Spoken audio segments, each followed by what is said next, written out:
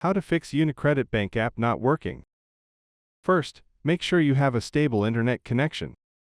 Switch between Wi-Fi and mobile data to see if the problem is network related.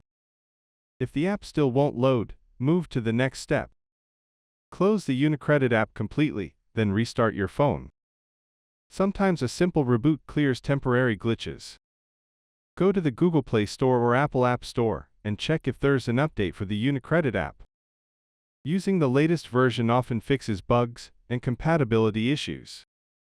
On Android, go to Settings Apps UniCredit Storage, then tap Clear Cache.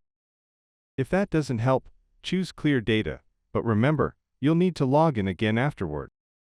For iPhone users, simply reinstall the app. If none of these steps work, contact UniCredit customer support through their helpline or live chat for personalized help. This way, you can get back to managing your finances smoothly. Thanks for watching.